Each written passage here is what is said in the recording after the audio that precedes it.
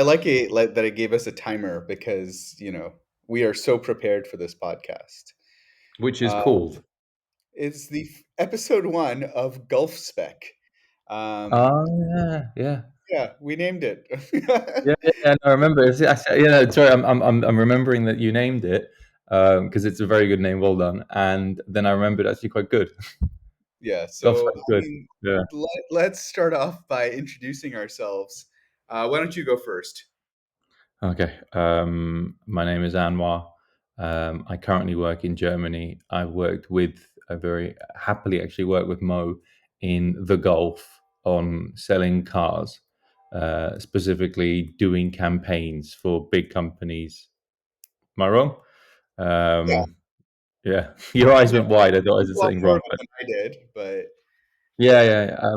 I don't know. Lots of brands. I think pertinent to these conversations now probably will be a bit of Jaguar Land Rover. That will be fun to talk about. Um, a lot more of Stellantis, and now more recently Porsche, but a lot of motorsport. So it's cool to see the business from that perspective. Yeah, Mo. right, then I'm Mo, as Anwar has pointed out, and I've also, I mean, other than the fact that we're both like huge car enthusiasts, and the fact that we're doing this podcast just because we wanted to put our conversations in a place somewhere because they're actually kind of interesting, in my opinion. Yeah, Um, and this is not we the group chat. Yeah, This is but the most. this is our this made it out of the group chat. That's what happened. Yeah, But we both do have some automotive qualifications. Anwar, definitely more than I do, but I've spent a lot of time working on advertising campaigns, social media campaigns for Nissan, for Infinity, for some dealer groups. Some work on JLR. I think we overlapped. We were at the same place at the same time, but I don't know if ever really did much of that. But yeah, I think that's a decent. Right now, I do nothing associated to either of those, so my career is completely irrelevant when it comes to cars or advertising. And hence, this podcast, which is an outlet for all the car things I need to say. pretty good. Yeah, that's all You right. have a Yeah, list, right, that you want to talk about. yeah. I mean, I thought it'd be good to kind of frame our discussion. So let's start off with I think like it's not even an elephant in the room anymore. It is the room, and it is the fact that the UAE car market in particular, I can't speak for other Gulf markets or other markets in general, but it's, I think what this is, I'm making this up. This is not a real statistic, but it feels like every third car is Chinese now. Like I went, like I went out for a coffee run this morning. I parked, and in the parking lot, I parked next to a GWM and a Jetour. And like, with my Japanese car, and I'm like, okay, what's going on here? Like, there was actually two out of three cars in the parking lot were Chinese. And I'm wondering, like, there's a few things, like, because when I was buying my car back in 2022, I drive a Mazda 6 for the record, which is the greatest car ever made. True story. And the Chinese cars weren't that prominent. They were around. You could go buy yourself an MG. You could buy any number of like a Cherry or a Geely or whatever, but they weren't super prominent. And then since that point, like it's exploded. There's so many Chinese offerings. Some of them are really, really good. They're priced super competitively. And I guess what I want to look at is why has this happened? Is it just that they entered the market or whatever? And are any of these actually good? And then from, Alex and I are both enthusiasts, from an enthusiast perspective, is there anything for that enthusiasts can get behind here, or is it just like all appliances? So I don't know where you want to start with that or go with that, but Yeah, I think maybe I can probe because obviously I've left, so it might be interesting to probe part of that. Are they all electric? Or are they hybrid? Are they electrified? Like that's an interesting question because everyone keeps talking about Chinese electric, but I can imagine actually they're not all electric, right? there, no, I think for the largest part of them seem to be the largest majority, or I guess the majority of them seem to be ICE cars at this moment. So internal combustion. Hmm. They're just regular ass cars. I That feels like the scapegoat conversation, or this like the scapegoat argument to say, yeah, well, they're really good at this, but they're not. No one ever talks about the fact that most of these cars are not actually electric, and they are good enough for the Golf. Which, um, just a sidebar, I guess, Golf spec is something that hopefully you'll know what it means. It means a specific car built for the Golf, for the conditions of the Golf, which are very hot and very different. So if it can live out there, then it can probably do okay in most countries as well. So I think it's quite interesting that they're doing well in that kind of harsh market, right? Yeah.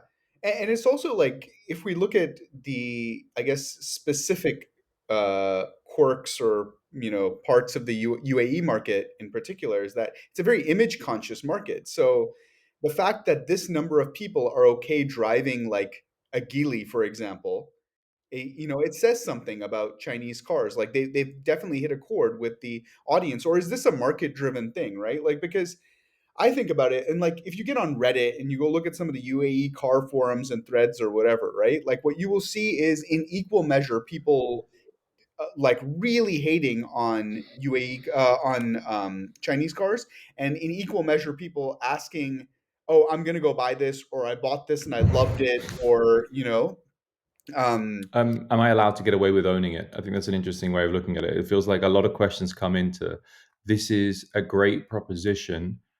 Where's the catch, right? And I think the thing that most people come back to is that like, hey, maybe there isn't as much of a catch as there was in the past, and it's just the car and it does its job. well, you and I worked on a pitch for MG before they were cool, Yeah.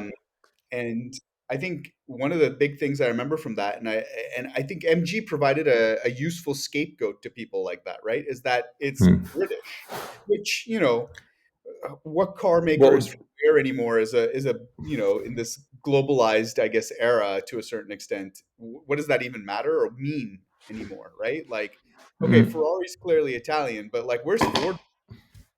So Well, I mean, actually, what's funny is that Ford's now in this world. I remember having conversations with some people at Ford and seeing some more recent documents. They were trying to push more for a American style Ford in Europe. So they were trying to kind of say that they are an American company because, as you said, there's like four Fords. I'd say. Well, there's an American Ford, British Ford, European Ford, and Australian Ford, which are Chinese separate Ford. companies. Hmm? Chinese Ford. So this is Well, where I wanted to go with this as well, right? Like if you look hmm. at some of the base models or some of the lower end, not even base models, like if you look at Ford's lineup right now in the UAE and even Chevrolet's lineup, it's largely composed of cars that were designed, engineered, and built for the Chinese market by the Chinese market. So Or India with like a Ford not even that. EcoSport or I think Ford EcoSport. didn't Ford fold in India? I think they're done. Well, I can't remember if it's a Brazilian market car or an Indian market car, but it was a third world. I know it's not a nice term to use or I don't know, a Emerging popular market, term. developing Yeah, market. Um, I don't know but if that was India a is car. like I think it's there, but whatever. Uh, But that was a car made for there, right? the EcoSport was Brazilian. The Figo Mm, was Indian, if I remember correctly, mm, which was like a basically like a watered down Fiesta. Um, mm. but I mean, like over here, you've got the Ford Territory, which is like a techie SUV, which is built off a JV like joint venture like platform from Chang'an. You've got the you've got the Ford Taurus. Territory. What the Yeah, heck is this? I That's must. just a cherry with a different badge on the front. Oh no, the new one. Like I think it looks very Ford. Like it's got like the Mustangy kind of rear lights, and Now, it's yeah. I see it. So I think it used to be a Cherry or a Chang'an. I can't remember which one it was, but then it got restyled. It got its glow up, and now it's kind of a. It seems like a Ford in its own right, but then it's actually still the Chinese platform. It's from the joint venture. You haven't mentioned an enthusiast car yet, and that was kind of one of your points. Well, I want to go back to the What the? market drivers, right? Like, is this Hmm. kind of you've got okay, so you've even got the mainstream manufacturers like China, like Chevrolet and Ford and stuff offering Chinese models. Um, the and I think a lot of that has this happened uh, because cars have become so expensive. Like people are really complaining about like I mean what I think the markup on Mercedes in this country is like what 200 or 400%. It's something stupid. I remember there was a In statistic the that went UAE, out. Yeah, it's India. ridiculous. Oh my god. Yeah, Okay. yeah, like, I think you can any Mercedes you buy, I don't know whether it was compared to the US or Europe, but it was like, you can expect to pay 200% more or something like that. I remember there was a statistic that went out and people were kind of annoyed about it, and that's it talks about the prevalence of, like, gray market imports from the US or from Japan or whatever is because cars Mm. here are so expensive and often they're decontented, right? Like you go buy like a base model Corolla and like a base model Corolla costs more and has less stuff than like a US base model or Corolla, right? So then Is that sorry. a legal markup, or is it just the dealer being doing a capitalism? Let's say. I feel like it's the dealers doing a capitalism because like, you have like for the most part you have what one dealer per car manufacturer. Sometimes it gets split down between Abu Dhabi and Dubai, right? Like Yeah, between but those certain. are handshakes as well, right? These people know each other. This is not competition. You don't I go for one more the other. I think it's very easy to I kind don't of know. point I'm out not that. super well versed on that, to be honest. Like I don't know how the dealer breakdown works here anymore. It's been a while, but the but what I do know is that like I feel like the Chinese are coming plugging that gap, right? Like you can buy, let's say you got 100,000 dirhams. Mm. You can't get a Camry with 100,000 dirhams, if I'm correct. You can get a Mazda 6, but it'll be like a base model at this point or something like that, which is it's like a decade old car. I love it, but it is an Mhm. old platform with old technology. It drives beautifully, looks great, but ultimately the infotainment system it feels it. It came from another era. And Mm. for the mass for me that's great. I'm like, yeah, I don't want my car full of screens and tech and whatnot, but for most consumers, that's not it. That's not what they want. Mhm. Volkswagen doesn't even sell a midsize sedan anymore. So what are you left with? I mean, MG, Bestune, Geely, these guys will all sell you sedans at that old price point between like 70 and 100,000 dirhams, like for a midsize sedan, and they will come with like a decent amount of equipment as well. So And what's funny is that we keep hearing the argument, especially from Ford. I know we're picking on them, but like they've killed their own anything but SUVs in their line because they said that there's no demand. But at least in the Gulf, which is actually quite a big market now, I look at all the different brands; they're doing quite well in the Gulf. There are a lot of people looking for sedans. I don't know, or saloons. I'm British. I need to say saloon. I don't know if that's something that's necessarily true in the higher end market, or they're still looking for SUVs. But I can imagine in just like the commuter market, is quite popular, right? well, yeah, there's also Ford actually sells a sedan here. They call it the Taurus, which is the Chinese market Mondeo. So I mean, Mm. that's worth noting. But also, like, who is that? Felipe Munoz, right? The car industry analysis or whatever, the guy famous from Instagram, that does all the sales figures and stuff. He did a top 10 list of the UAE UAE car sales, and I Mm. think it was very interesting because I think the Jetour T2 was number 5 or something on that list, like right below the Defender, and I think it was like a few thousand cars difference, right? I can't remember what the exact number was, but it was behind. It was barely behind the Defender, and that's interesting because It's um, barely different than a Defender. That's why it's interesting. well, it's also I think okay, so I think it's one of those products where I don't know if it's I kind of disagree with the fact that it's a wholesale clone. I think it looks different enough. I feel like it's just that point where styling like kind of converges and everything kind of starts looking the same. It's just they were following the trend. Even the new Land Cruiser Prado thing, it borrows from the Defender, right? That blocky. No, it borrows from it. Okay, here's a nice, a nice discussion. But So, that was part first of the thing, if styling trend that the Defender brought on, even if it does borrow from its own like thing. history. That's my point. Yeah, like there's reasons the Land Cruiser looks like that Land Cruiser because it looks like the old Land Cruiser, but the old Land Cruiser was based on a Jeep and everything, and Yeah. really everything looks like a Jeep. If you see, I sent you a picture of a little sticker on Instagram. Now tell me that thing I just sent you now isn't a Defender. Dude, I see these on a regular basis. I think they're differentiated enough. There's something else, by the way. There are a few other Chinese Defender clones on the road that are really Defender, but I'll give Jatour a little bit of credit, right, for trying to Uh, differentiate it a bit. all But right, screw it. That is a Defender. it's proportionally different. The surfaces are different. You know what? But that's not the point. I don't want to go down this rabbit hole. We've got another Defender topic coming up. Yeah. So there, the fact is, the Defender is a what 300,000 dirham car. This thing's 140, 150,000. It's like half the price. Great tech, and I think it's not just that. It's not just the affordability. It's the fact that there seems to be a huge aftermarket for it. People are accessorizing these things, Mm, customizing them. I've heard from now anecdotally, I've heard of people that were given wait times for Defender orders or couldn't get an allocation or whatever because mm. they're so in demand here that they just walked into a Jatour dealership and bought a Defender instead and have been happier. Oh, Or what? Sorry, a a G-Tour Defender? I think it might be a bit oh of yeah, a yeah, sorry, good yeah, set. Yeah, They bought a Jatour instead. The Jatour Defender, they bought yeah. that instead, and they've been happier. Like we have a friend whose father-in-law sold his G-Wagon to buy one of these because he's just like, yeah, who needs that, you know? So that might When be you an see it, outlier. yeah, no. But it's a good anecdote.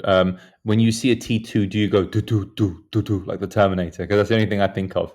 It's it's got a great name. There's a Dun, T1, dun. the T1, T1000, the T1000. the T1 looks more like a Bronco. I actually do not remember, sadly, like I do not remember Terminator well enough to understand the reference. But to your I point, know I think that, there's two. yeah. Yeah, there's Anyway, two sorry. points. There's the there's the post there was a pre-COVID rush up market for chasing profitability. There was Mhm. a COVID weirdness and a glut and a price jump that kind of stayed there and from the legacy manufacturers. And then now there's this evacuation of the lower end of the market that has created a vacuum that Chinese cars, who again people said, oh, you know, they have electric, they've just ended up filling the market. And if there's no legislative reason to keep them out, which the reason I don't see many here is because legislatively they don't want to allow the Chinese in here because they know that the moment they're in, they're kind of in. It takes what 5 years to kind of put a car, 6 years to put a car on the road, and if you've not been making these cars for so long, you're like these Chinese cars will come and take the new car market. And what's really funny is people say like, again, I live in Germany. I look at the traffic a lot. All over the country. And what's interesting is people keep saying, you know, the SUV, and there are a lot of SUVs, but there's a lot of old cars as well. And those old cars are not SUVs. So in fact, most of the traffic isn't SUVs, and people are still very used to seeing and experiencing or being in a non SUV. So if somebody comes and says you can buy an SUV from a legacy manufacturer for 30% more, or just a car, and if everything you own is already made in China, and if Germany might be an exception because they still make cars here. But if no one's even making cars in your country, really, then you just go, well, as a human being, you know, a family man or whatever, or a family lady, I'll go, you know, these cars are good enough. And I think what they've done now is they've proven they're good enough. And to your point, actually, last thing I want to say, that G Tour is not ugly. And I think That's I can true. very confidently say Chinese cars used to be really ugly. And I think they've got through their ugly teenage years, right?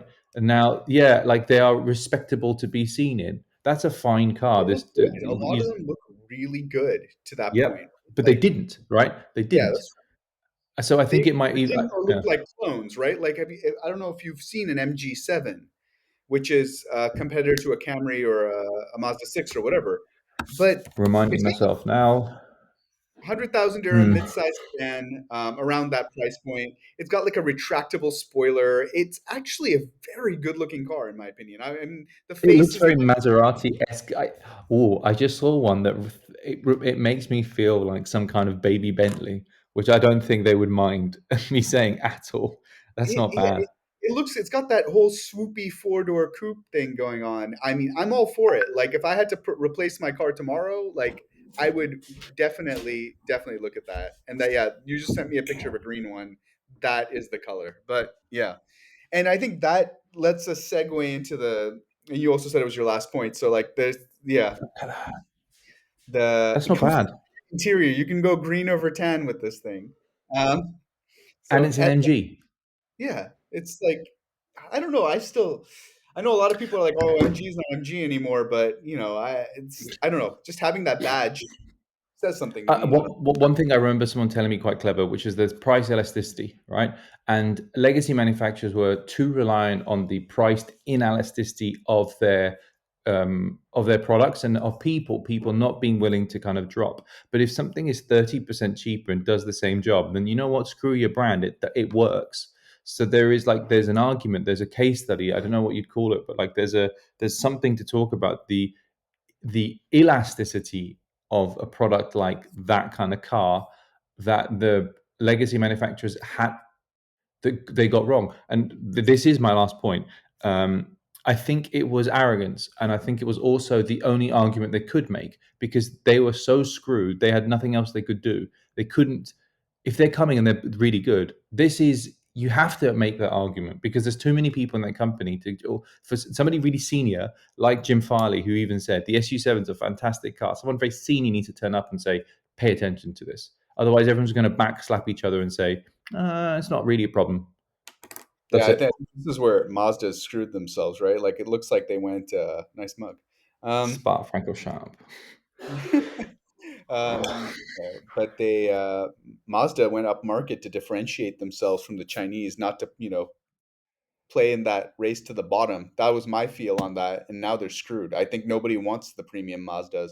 They're not particularly reliable, from what I've heard. They're really well made, Really? drive really well. They feel premium as hell, but Mazda's not a premium brand. It's not. It just isn't. I'm sorry. I love Did them. it not zoom enough? Yeah, and that's why I think they're backpedaling that a little bit. And but anyway, that's not the point. I think what is the Oh, point and is by the way, to that point, sorry, Autocar magazine this week my favorite. featured a Mazda 6. Hmm? Your Six. favorite? Yeah, I know. Yeah, it This, sucks. yeah, the 6 Electric, and they're like, this isn't it, guys, because it's just a Chinese car that they've tried to peddle as an expensive premium Mazda 6, and it's just not working. But it's funny that the magazine has said that, and it's reviewing it. Yeah, that's it. Yeah, it's no, no, I get it. But it's such a disappointment because, like, you would have thought, okay, fine, sure, they're way ahead on electric tech from what everyone says, right? Yeah. So, like, um, why not just use their platforms, their technology, especially if you've got a joint venture going on, and actually build something new out of it? I thought that's what Mazda was going to deliver, but what they've done is the Mazda DNA is gone. Right? It's not nice to drive. Mm-mm. It's just an appliance. It might as well like Mm. I think it would have been passable as a Toyota or something. Sorry, Toyota. But it's not. It's not a Mazda. Mazdas are meant to be enthusiast. And I think that takes me to our final point on these Chinese cars is that have they put out anything for enthusiasts? And I think there's a couple things here. I know you're probably going to want to talk about the that lightweight sports car that they're putting together that I think Wheels Boy reviewed a little while ago. Um, Good name. That's why I'm laughing. It's a great name, Wheels Boy. Wheels Boy, that is my favorite YouTube channel right now. Like no joke, I love Wheels Boy. I've Um, sent it to quite a few people within the Porsche company as well, and I've had a few conversations about what's going on there, and using him as as the way to have those conversations. So I know people within Porsche, like some senior head of development from the race car and the road car departments, who have seen his videos. yeah, he's fun. I mean, like I don't think he's particularly, he's not super critical about the stuff that's not very good, but it just gives you a window into a world you otherwise wouldn't have. And I think Yeah, that but who that's is what now? That's let's talk about that next week if you want. But like car journalism isn't the thing it used to be. It's just not. The world has changed, but that's a topic for maybe we another should get one of podcast. our journalist friends on board to talk about that as well. But Mm. the I think the other so that what I saw in my in my local mall recently was a GAC Empower, which is the R version of the GAC Empow, believe it or not. And now I think the MPOW, from what I heard, was a reasonably sporty sedan, right? So like this is like a Mazda 3 or Mazda 6 kind of like regular sedan where it's a bit sporty, it's like nice to drive. People make fun of the fact that it has like fake brake caliper covers or whatever, but the Empower, I think the guy told me it was 115,000. It's got like sports seats inside, turbocharged engine, like we're talking, what was it, like nearly 300 horsepower? I can't remember what the exact specs were, but the thing is, you could tell that this is like, okay, we are trying to build a GTI or a Type R or something like that here. Um, Okay, do you want me to give you something else, by the way? Do you remember? So European tuners, they're proper part of our legacy, and there's some big names. Most recently, Audi, Apt. Apt was a really big yeah, name in yeah, this scene. Yeah, there is an Empower Apt. So yeah. Oh Apt man, have officially, yeah, exactly. Google that. Like, you want to talk about trying to do cred. How good is that? You find a micro brand like Apt, who some enthusiasts will know. You tie it up with them, and you've got yourself a they've done some an credo. I think it's. Empower. Do you see Oh it? man, Yeah, is it Empower the R. R or is it the Empower? I don't know, No, but it's a GAC Empower R China project with Apt. no, I was talking about like the actual name of the car. Is it the Empower R Empower, or the Empower? Empower R. No, Empower R. Empower R. Okay. That's a really big business, I think, if you're helping them with the names. But again, like that, there's an air of arrogance in that, I and I'll be mean, honest, they're eating everybody yeah, else's lunch. Maserati name a car after a Happy Meal, so I think the Chinese will be fine with names. I've never had a McDonald's quattroporte, but maybe I'm not going to the right Talking McDonald's. about the McPura, but yeah. Mm. Anyway, the Oh, and by the way, who is the current World Touring Car Championship brand? is it GAC? No, Lincoln Co. Oh, they have that. Yeah. Yeah, and a friend of mine actually was just hanging out with the driver that won the championship, and they drive a Lincoln Co. And what's really funny was they were trying to remember which bloody brand they drove for, but no one could remember it. But it was Lincoln Co. And it's for that reason. And do you know where Lincoln Co. come from? They're a That's rebrand of another company, really. Lincoln Co. Zeekr. Uh, it's um, it's Volvo. Is it Volvo? Now we're showing that we don't know enough. We should have done more Okay, prep. so no, so Um, this is what I understand. Okay, yeah, Geely owns Volvo. They own Polestar. They Suzuki. own Yes, Lincoln Co. Lincoln there we Co. go. was meant to be like this rental, like you don't actually own the cars. It was Yeah, supposed to yeah, be yeah. like a Subscription service thing. yeah, subscription service thing. And then I don't think maybe that didn't work out, and they went a different direction with it or whatever. There's a And dealership here, you know that? In the middle of town, in the middle of Dusseldorf, there is a dealership, like experience place. and Lincoln Co. doesn't. We don't get them here in the UAE, but we get Zeekr, which seems to be kind of the same thing. I'm fairly sure they look very similar. So, I've driven a Zika. I was really impressed. It made me feel sick, but I was very impressed. Not like, sick because it was bad. It's sick because was it it. like No, fun actually, to drive? Like, how were the? um, it was an electric Zika. It was really quick. It's very heavy, floaty, and I felt a bit seasick.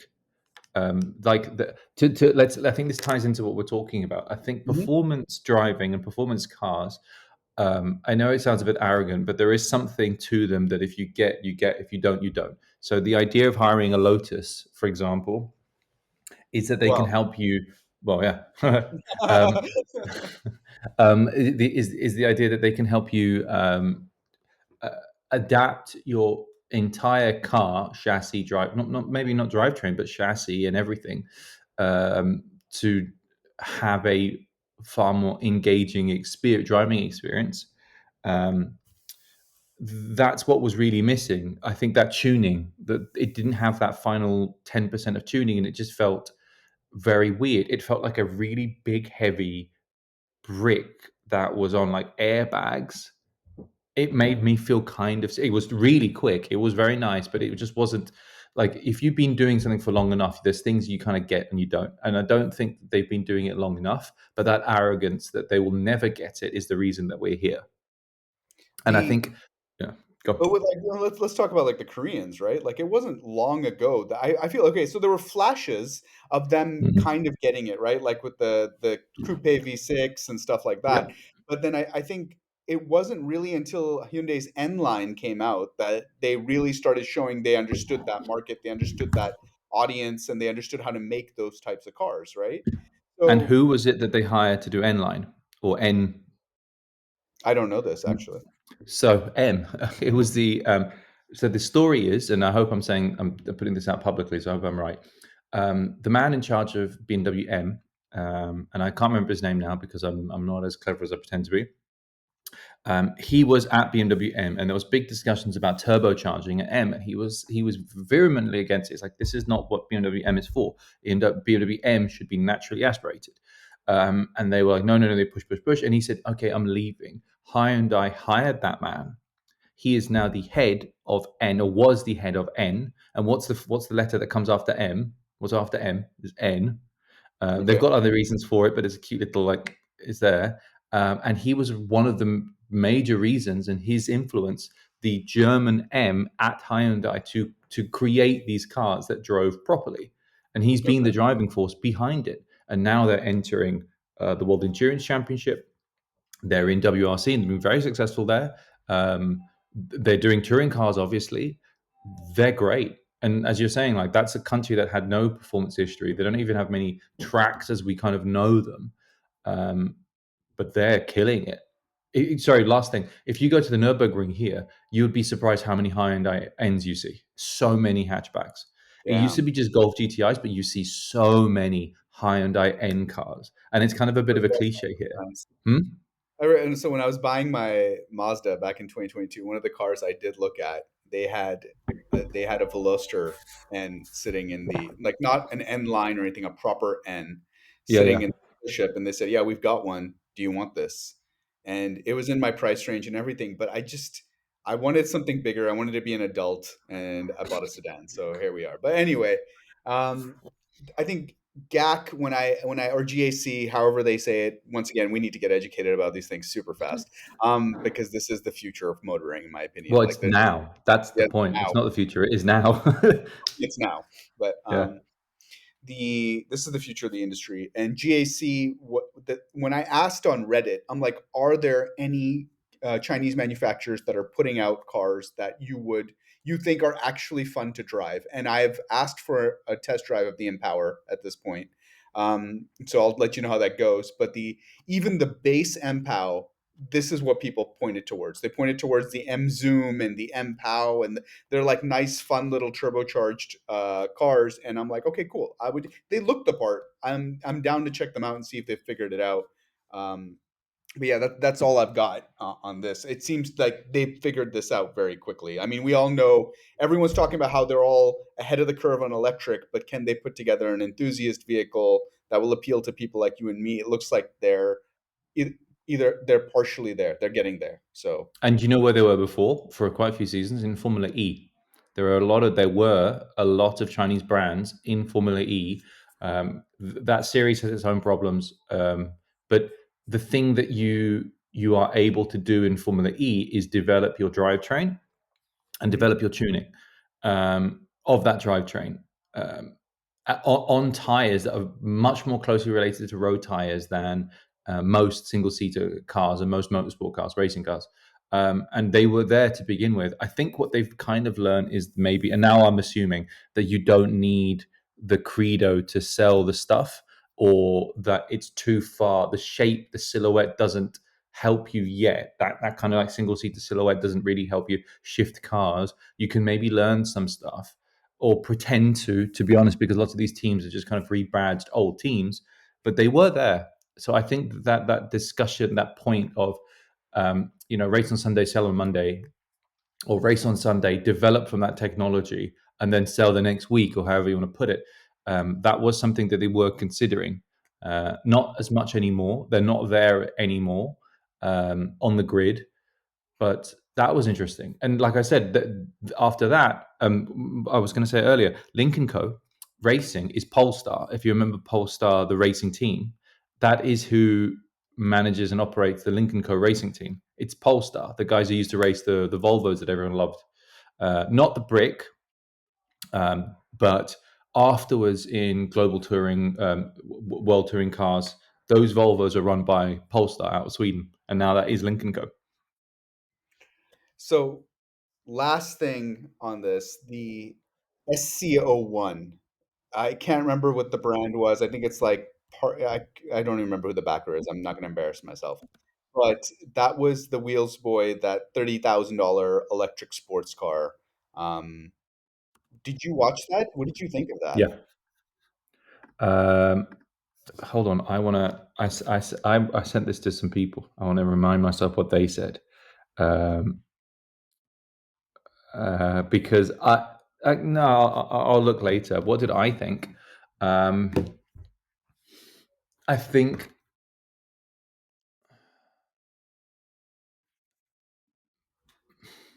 I don't know if you can have an enthusiast electric car. I don't know. The reason I say that is um, the engine creates so much experience that when it's removed, I don't know if you can really get somebody to plump down a load of money for something if something already exists and they can buy a second hand or whatever kind of car. The reason I say that again is every single time I've seen it, and I've just read the review of the new Navera R, right? Because they've updated that thing because it wasn't fast enough. So they've made a new Navera, the new Navera R.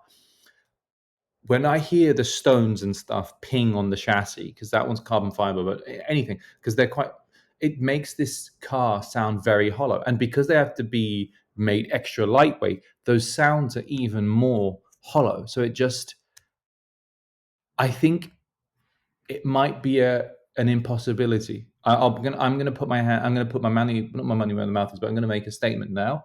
I don't think, and Porsche's about to release one, so or have been trying to for a long time. I don't know anything about that, but all I do know is what publicly they've said as well, that that thing has been delayed. I don't know if you can make one. And here's an actual extra point, something I was involved in. It's on YouTube, the Haggerty video. I think I shared it with you. I went with Henry Catchpole, and we recorded a video for Haggerty. Cayman, right? Um, hmm? The Cayman. Yeah, it's not. So I absolutely fine. I really recommend watching it. I want more views on the video because it was a cool project. We went down to an old 60s or 50s Formula One track with what, as Mo said, a 98, not 980, 718 body. It was actually a lot of the body comes from a cup car, but it's a multi-million euro prototype that has aero development and aero technology from the LMP1 919 program to develop a cup car, a single series, single make electric car. And what's really interesting was talking to the engineers there, talking to Henry, talking about the car.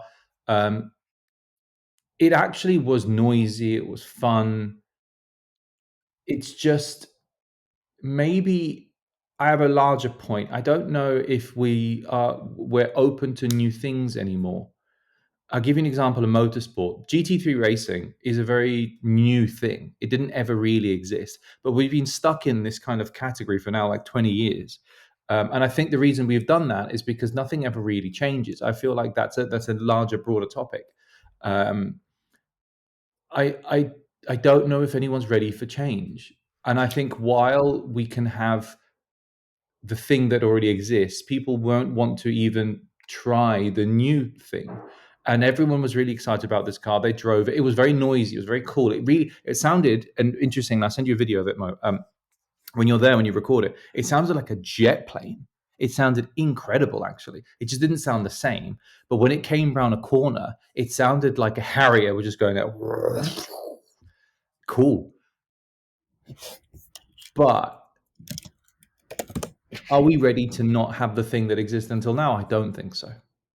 So I don't think it's I actually don't think it's going to happen. I don't think while we are able to drive old cars, anyone will want to plump up. And then my last point is sales numbers. Um, Nevera, they've sold less than 50. They wanted to make 150, they sold less than 50. I can guarantee if you go down to Lotus, they will sell you one of those, whatever the hell they're called, Elvira. Isn't that Okay, Elvira, the one okay, with the boobs? okay. I watched the Top Gear video on the Avia. And okay, so I have beef with the Electre and Emea or whatever, the sedan and the SUV, right? Yeah, That pan out. Those aren't Lotuses. But the Avia actually, like, I don't know, man. It does. It looks so. sales It's numbers, so fast. sales numbers. They just aren't selling. That's the problem. And I think the thing they're pushing for now, there's also that Pininfarina. You cannot for love or money get a new Bugatti, right? V16 hybrid or a G50 or T50, sorry, G50, T50. But I can promise you, I could go get you a one of those things. And the last point, that Porsche. Do you remember the electric hypercar Porsche? Yeah, I haven't seen one yet, and that was meant to be for 75 years of Porsche. The Again, I mission. don't know anything specifically about it. Huh? I think it was brown. It was the mission concept or whatever. Mission X. Yeah. And it was meant to be Porsche's 75-year birthday present to itself. It was always, promoted as a concept car, I think, to test the market. They even put it in Gran Turismo to get some people to kind of like have a look and blah, blah, blah, play with it. I haven't seen any plans to develop it. And I think everyone's seeing the same thing But that, there's a new Ferrari hypercar, McLaren hypercar, and Aston did one too. And there's the Mhm. Gordon Murray. Yet Porsche is missing. Yes, and they were trying to do an electric car because that's where they want to push or they have to be pushing, but it's not here yet. And the baby one's not here yet. And at the Um, end of the day, these are loads of opinions, but what matters, as you said with that guy, sales numbers, they aren't there. I think we've drifted into another topic, and I'm happy to pick this one up now. I think because we've gone as and far into it. We were talking about the SCO1, like it's like a Xiaomi backed Well, sports no, car. I think it's the same topic. Electric sports cars. That's my point. Electric sports cars will not work.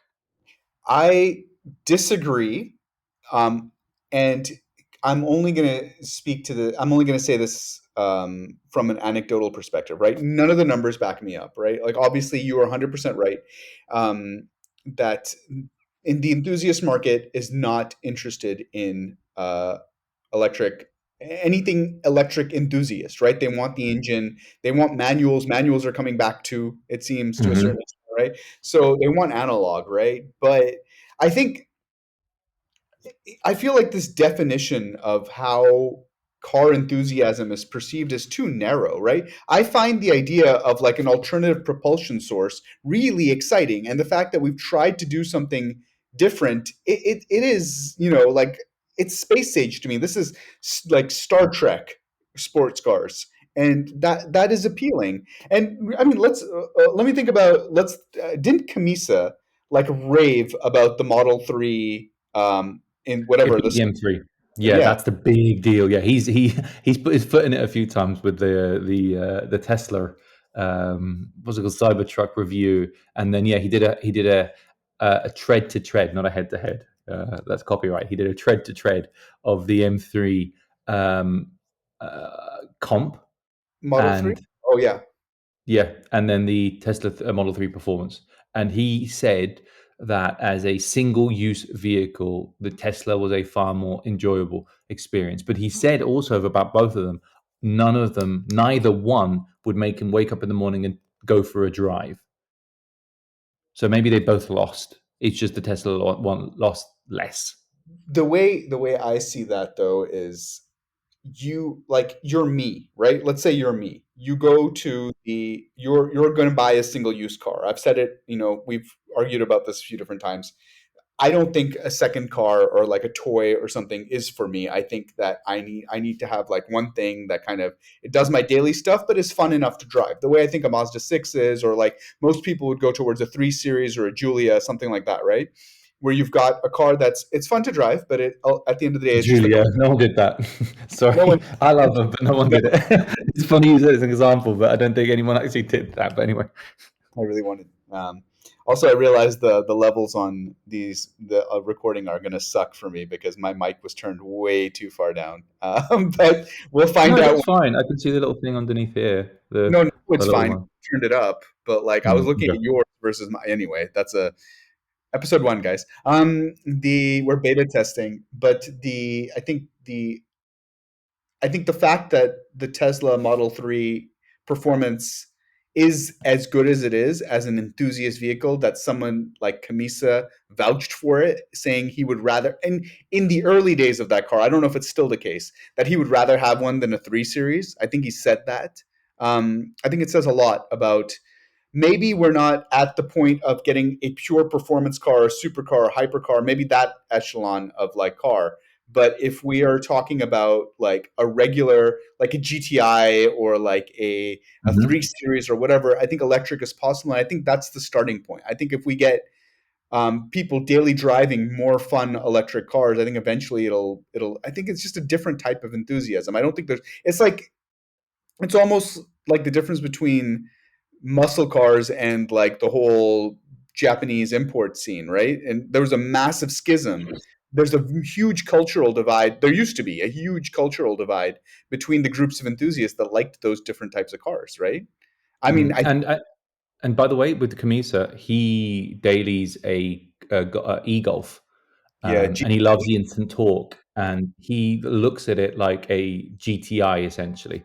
And what's interesting with the GTI is the engine is just so kind of, let's say, boring, that an electric version of it, you're not missing much because you're not getting much from the current, eh, ICE car. And if the gearbox is kind of a bit flat and not as engaging as it used to be, and especially if it's just flappy paddle now, what are you really missing? If the engine's not that entertaining and the gearbox is not that entertaining, an instant electric torque curve might be, to your point, and I'm agreeing with you now, more entertaining than the equivalent ICE version, the GTI. So yeah, no, electric GT86. You the own. I used to own one. The I still engine. love revving my car out. So yeah, just so everyone, the only people that are going to be listening to this are the 5 people we probably know. I still have my 86. It's been 12 years now. That's the like that's my car. I know it like the back of my hand. I really love the engine. I love it. I Um, sold mine after 5, and I started hating it at 3. But like I love the it. I engine love was the I love I carving it don't. out. I love Yeah, manual. That you sorry, you stepped in it now. That's a great counterpoint. Um, that thing revs to 7.2, 7.4. That's high. So one of my favorite things to do is, we've got lots of toll gates here. So in a toll, like on the motorway toll gates in Europe, you pull up, you grab your ticket, and then the other side of it, you need to get back up to like 130 kilometers an hour quick. So what do? I keep it in first and just rev the nuts off the thing, hard shift it, and I'm smiling every time. I have the windows down. I have a stock exhaust on it now with a sound changer, right? Like piping into the car, and it's delightful. And I don't ever think I will. I will be, hopefully one day, somewhere very senior, and I'm going to be owning that little silly car, and that's my car. And I think, and there's no driver assists apart from what, like ABS. There's some kind of very like rudimentary traction control 3 different system. buttons for traction control. I remember this. They can be fully Yeah, deactivated, but they're there.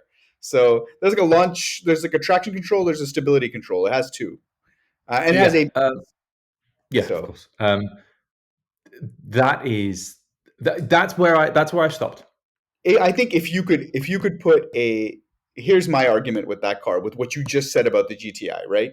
Is Mm, I think and a lot of people will agree with me, is that the good. engine of that car sucked, right? I mean, not Golf sucked. or the 86. No, the 86, yeah. The Boxer Yeah, engine was not a very characterful sounding, or like a lot of I've people mod modded mine. exhausts on them and stuff like that. What? I've modded my engine. My Yeah, engine is different. my car Yeah. 100% stock other than the wheels, right? So, um, No, no, no, no. So I but want to add to your point. My hold on. engine is different. Okay, I have a better torque curve, because I okay, hated my torque curve. So to your okay. point, like, I think if I hadn't have changed that, I probably would have really not liked it, because yeah, you're absolutely right. The engine is crap. I've done some small bits and pieces to it just to kind of make it more enjoyable to drive. So yeah, I know nothing about the new FR86 or BRZ. I just didn't care when they came out. I know they look better, but that's all I care, right? That's all I know I about it. would have one. Oh my god, I want one so bad. It's like Porsche gave up on the 924, the 944, so Toyota made it. I've even told that to Porsche. Like, I bought a 944 because you don't make it. Nice. Okay, I never thought about it that way, but that kind of makes sense. Right, it's a flat four engine, so it's a very Porsche style engine. Who else makes a flat apart from Subaru, Porsche, and well, that's it. It's a front engine, 4-cylinder, manual, rear wheel drive, pure sports car. It's a 944. Yeah. But okay, so back to my point about electric cars. Yep. Torque curve, not a great engine.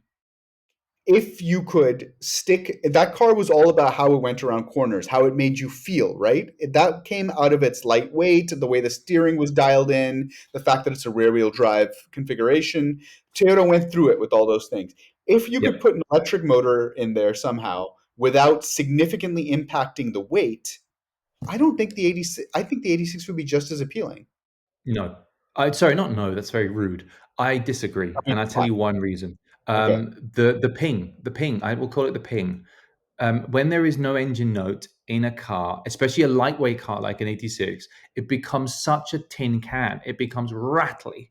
So every time I've ever seen these lighter weighter, which is very important with electric cars because they're so heavy, they always sound like rattly tin cans, and that not in a good way, not in a fun way. I'm So going to I say don't know. controversial here. You know those I'm going to say something controversial here. Yeah, go on. Mind the synthesized noises from electric I cars. think you need it. And by the way, on that car I told you about, that Porsche, they actually had a speaker. Originally, they had a speaker in the car to make noises. They realized they don't need it because the drivetrain itself was so noisy, it was pointless. But everyone has done it, and I really think you need something. Ferrari's doing that. They've patented something to kind of tape the noise from the electric motor and try and pipe it in or resonate it. The frets and finger, what is that? Oh, the Fratzog, that's Dodge, yeah. That's Uh, so bad. See, that's I feel like a good example of what not to do. That Fratzog exhaust is absolutely uh, horrendous. Fretzonic, that's what it's called. Fratzonic. Sounds like a bad frat party, dude. Like I don't know, the Fretzonic. Anyway, we have largely drifted off, and we covered another topic. That's fine. We're not going to go. We're not going to go. I'm not going to rail on Ineos this time. We'll save that for next time. Um, I think though that is an ongoing discussion. You brought up a really interesting question yesterday, I think, or was it the day before? What is the cheapest supercar you can buy? What is the most Yeah. used? What's the most affordable way into the super? Now, my instant reaction to this, because I've thought about it and even considered buying one, was the Audi early R8s, All right? right. Generation Oh, Audi by the way, R8. let's take a bigger step back, and I had this actual conversation after I talked to you with a friend of mine over a beer, and we were talking about what a supercar is, and I think it Yeah, might be nice to first do yeah. that, right? I think it needs to be mid-engine. Okay. 100%. I personally don't believe in front engine supercars. I don't think that exists. I think it's a super GT. I think you can call it something else, but that's where I personally draw the line. So I think it has to be mid-engined. And I think then there needs to be a performance window. So I think if it's mid-engined performance window, you have a supercar. Now that then comes into the context of something being a sports car or a hypercar. This is how I'm placing the definition of supercar. There would be So a hypercar above it, which used to be supercar, yeah, and then underneath it is a sports car. So now I think we're talking about that middle bracket, right? but you know what's interesting? I think there's been a certain amount of like revisionist history done here, right? Like Of I'm going course, to talk about the Ferrari 355 as a good example of this, right? The yes. 355 at the time it launched was not considered a supercar. It was It was a super considered sports car, right? it was a sports car. It was a performance car at best. A supercar in that era was Mm, an XJ220, an F50, a McLaren. Those were supercars. The term hypercar didn't exist at that point. yes. The hypercar term didn't roll around until Veyron and Koenigsegg got into a pissing match. You know, like that Mm, didn't happen until much later. I think it was the Veyron that brought the term around. And then that subsequently, I think the revision happened where the McLaren F1, XJ220, F40, these are now historic hypercars, and the 355 jumped up a spot because of its successors, right? The 458 onwards, those were probably called supercars. So now the 355, because it's from the same bloodline, is considered a supercar when back in the day yeah. it wasn't. XJ220 is a supercar. XJR15 is a hypercar. It's How's that? I throw that in there. a race car with a license plate. That Yeah, is a what hypercar. That's a Valkyrie. It's a Valkyrie in from the 90s. The XC60 Um, Aeron from the 90s. It's like a usable everyday supercar, like hypercar. XJ220 is a supercar. Actually, XR15 is a hypercar. Fuck it. Sorry, I'm not swearing. But that's that's fine. Yeah, like anyway. so The cheapest. Yeah, I think it's either an R8. I agree with you, or the curveball I threw out there was sorry, the R8 or an i8, oh which is very I funny. They've both got eights in them, but if we and yeah. sorry. Hmm. No, no, please. I plugged this into AI because I had a theory for two more supercars that fit your initial definition, mid-engined and within a certain performance window. Okay, I think there are two cars from Lotus that will fit the bill that are cheaper than an i8 or an R8. Esprits are cheaper. The Esprit V8 early models. So the from what I understand, they you can get them for cheaper than an R8 V8 at this point. Now I could be wrong. Maybe a seal can call us out on Oh, that your later. microphone's being funny, by the way. Sorry, I just heard some scratchy noises. Just Oh, so that you would know, be I don't know what. against my laptop probably. Yeah, don't do that. There we go. Just so you know. But yeah, the Esprit V8 because I think other versions of the Esprit had a four-cylinder turbo, right? Which Yes. I I don't know until someone does something really insane with a four-cylinder. I'm not no I don't know. Like No, I don't think it's a four-cylinder turbo. I think it's just a four-cylinder. Now, we can check that now because I don't like to be wrong. Esprit S4 was a four-cylinder. That was the previous like anyway, like if you get the later like final run editions like the Sport 350 or whatever, those Esprits have maintained their value pretty well. The Esprit V8, I don't think market values have capped. I think you can get an early car Hmm. for significantly less than you would be able to get an R8 V8. Not significantly less, maybe like $10,000-$20,000 less. Which okay, that's significant to me. Um, the other car, and I think it fits your definition, is the Mhm. or early Evora V6s. It's a real stretch to call that one a supercar in my mind because I don't. No, it's fine. I think you can have subcategories. It's a baby supercar. I feel like baby supercar might be a way of looking at this thing, and I think I could see it. I The think maybe an Elise might be too far down. That feels like a mid-engine sports car. they did the Exige with the Uh, V6. they only came with V6s.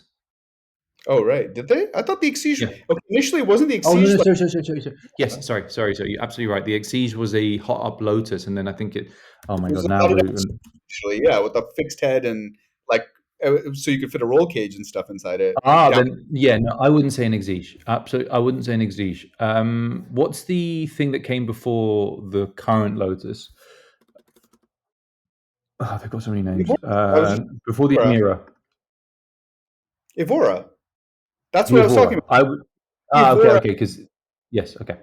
I think the Yeah. Esprit Agreed. V8 and the Evora, early Evoras are your entry point into having a supercar. That's why I'm saying that like I wouldn't. This is completely arbitrary. That's the thing I think we need to understand that like these definitions don't really exist. In my brain, that's a baby supercar, not a full-blooded supercar. Whereas the R8 was a full-blooded supercar. I don't think I was thinking about this. Like, if the NSX and the Esprit V8 and the Ferrari 355 are not supercars, which I don't think they are, for the record. Running by your definition, I think the Esprit V8 would qualify. All these cars would qualify.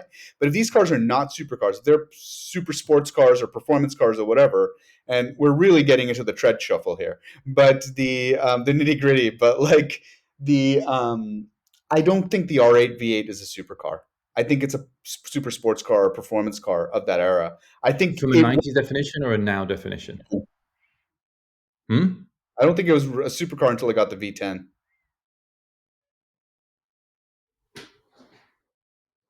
Mm, It was no, considered I the disagree. NSX Like, era. no, the impact of that car, when let's remember, right, when the R8 launched, it was the hottest car in the world. That thing changed everything. So was the Esprit. Um, The Esprit hmm? had the classic cheese wedge shape. Like the Esprit was hot. It was a Bond car, man. No, no. Look, again, I think the Esprit I am giving you as a supercar. Okay. I'm giving you Esprit. I will give you Esprit, especially V8. Yeah. Another category I That's think is it was that just it shouldn't. consideration. Hmm? Evora, I'm really sketchy on. I don't buy it myself, but Yeah, there's a but that's fine. I think that's that, like, again, because there's the like in nature, categories aren't walled environments. They are fluid. I think it's a middle point between them. I would say an Evora is a baby supercar. Um, but the i8 I think is a very funny example of a thing that is a supercar, even though it has a three-cylinder in it.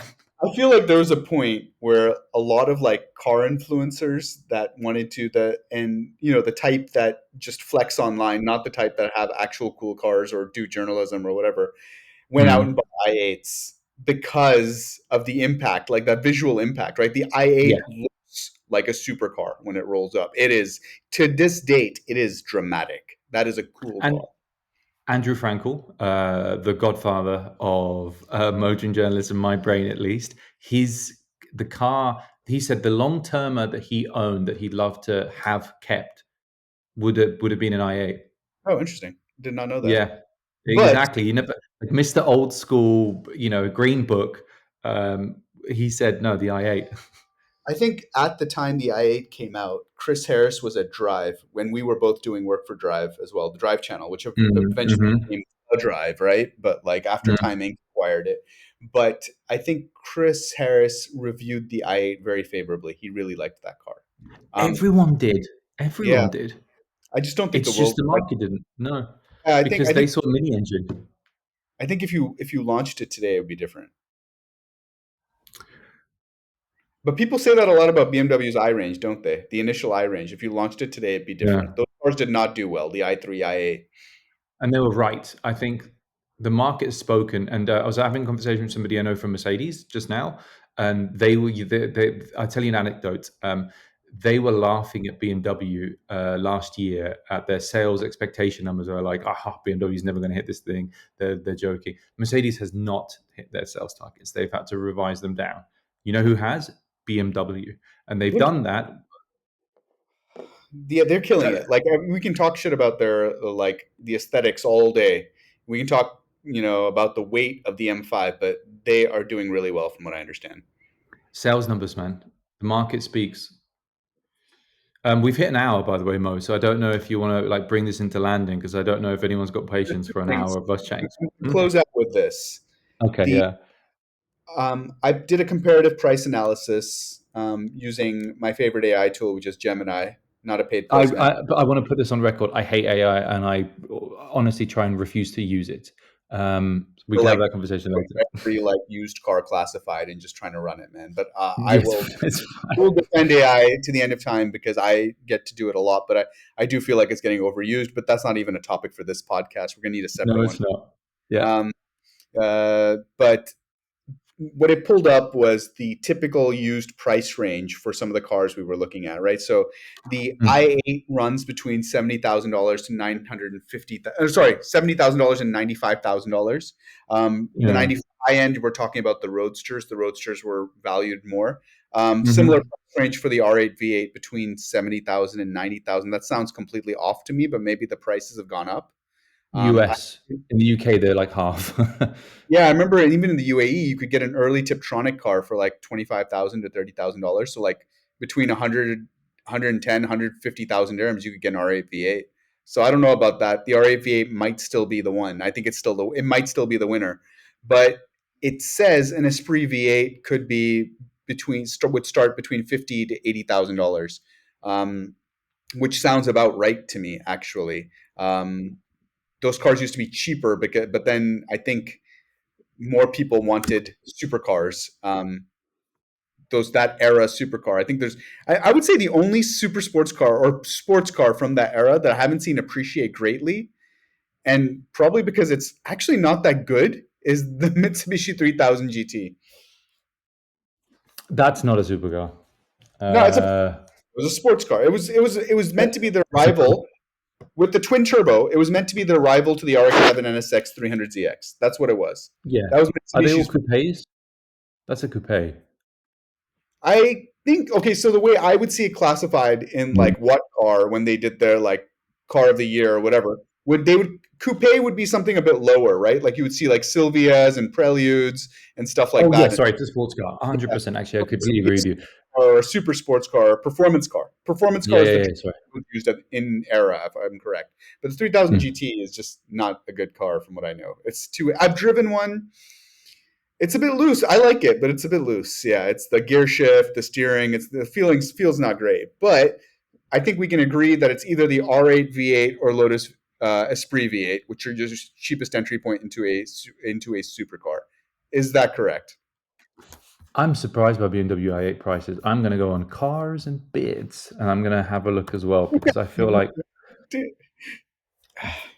We are not sponsored by Demuro. no, come on. There have been sold BMW i8s for 47. All right, 30 look up Esprit V8. sold for 37. I'm looking at a $37,000 unmodified BMW i8. All right, look at Esprit. Mm, Audi. Let's do Audi R8 and then sort by cheapest. Okay. um, Audi R8s. I've seen 50 cheapest, 55. Can I sort? Fix your website, man. Lowest price. Okay, here you go. Here you go. Here you go. This is great. The cheapest sold was 55,000. Okay, so that's not it. So this is the i8 so far. Yeah, and then the Lotus Esprit V8, right? So Lotus Has to be the S. V8, in my opinion. Yep, that's fine. That's fine. That's fine. Sort by lowest price. There's a lot of S4s and which are not V8s. The cheapest V8 is 52. So it's I think you've got a fight on your hands between the 47. Sold 36. Okay, so it Wow. is between the i8. So it's between the i8 and the V8, Esprit V8, really. Silver V8, man. Canada car, clean, it says. 16,000 miles. Someone stole this car. One of the every once in a while you read that piece of like motoring journalism which you're just like, wow, that is amazing, that I will never forget that. And like the photography Mm, is brilliant, the like the writing is so good. I mean, I wouldn't even be surprised if Frankel wrote this because he is so good. Like I've just been reminded, I subscribed to the intercooler recently and I because of you, mhm, and I mhm. have been reminded like he is such a good writer. But there was a comparison test Autocar ran decades ago between the Esprit V8, the 993, I want to say turbo, NSX, and the Ferrari 355. Good car, And that I NSX. will Good never car. forget that. What a comparison test. But yeah, Esprit V8 Yeah, or i8. Esprit V8, but I think the Esprit V8, if we're putting it in that space, the Esprit V8 is cheap. That one again, 2022, different time, very different time now. The I'm market's gonna completely have to go do different. some maths. I'm not gonna lie to you. The Esprit V8 pricing has got me doing some numbers in my head. Is that the noise it makes when you win, Mo? What was that noise? I just heard it. What the hell was that? This too, do Do-do-do-do-do-do. you want to crack a really lame joke to finish out? Yes. I don't know. I don't have one. I'm asking you. Oh, I don't have one either. This was great. Thank you very much, Mo. Oh, these are sound effects. You got a soundboard. I love it. On that note, whatever that note was, I'm going to say it's G minor. That's a joke. Um, There you go. hey, this was really good. For whoever listens to this, I'm sorry it's been an hour. We're supposed to make in 20 minutes, but it was very good to catch up with you, I Mo. didn't have a time frame. I set aside like 2 hours for this, but hour seems um, reasonable. I think what I'd like to do maybe is bring it into land, but I'm more than happy to hang out and chat with you afterwards as well. But Well, thank you very much, Mo. land it. I need an airplane sound effect. There we go. I've landed it. Mo, this was great. Gulf Spec, one of one, limited edition. Let's see if we do a number two. Yeah, we Um, have no social media. We don't know where we're putting this yet. We will figure it out in the days to come. yep, this was great. Hopefully, you guys will listen to this. Hopefully, we'll put it out.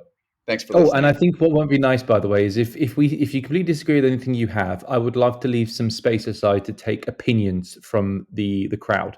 So if you have any opinion and you're a friend of ours and you think that we're completely wrong, or you disagree with something, let us know, and I'd like to debate that because I Yeah, think the best way to work out what's right is to work out maybe why you're wrong.